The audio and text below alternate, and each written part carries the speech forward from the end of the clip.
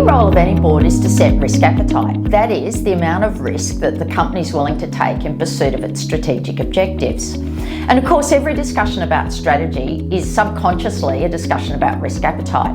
Entering into a new service stream, incurring more debt, buying a new asset. But in my experience, boards really struggle to document in a meaningful way their risk appetite. And typically that's done through a risk appetite statement. Of course, it's really important though that boards do that. Firstly, when you look at a group of people as non-executive directors who sit around the table, everyone brings a personal risk appetite. So there's a need to moderate those to have a collective view. And secondly, the board rightfully expects management to operate within certain risk parameters.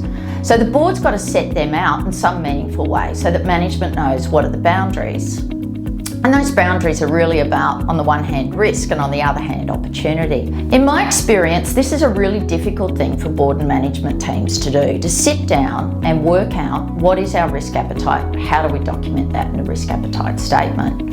And whilst the discussion is usually as important as the artefact is going to be what sits within the organisation. So here's some tips as to what I think you can do to make this a more meaningful exercise. Firstly, a board should think about what are our strategic risks, and usually I say they're the top 10 risks. The risks that would really impede the organisation being able to deliver on its strategy. Secondly, you need to come up with a risk appetite measurement scale.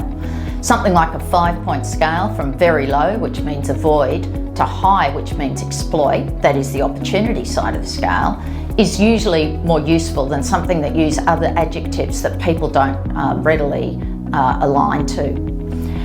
It's also useful to think about whether you're going to put zero appetite on that scale. Personally, I have a problem with that because I think if you've got zero appetite for something, you probably shouldn't be in business. So once you've got your strategic risk areas and your appetite scale, then for each of the strategic risk areas, you can set a risk appetite statement. Very low, medium, high, whatever it might be. Fourthly, it's really good to look at then what are your key risk indicators. How do you know whether the organisation or company is working within that particular risk appetite?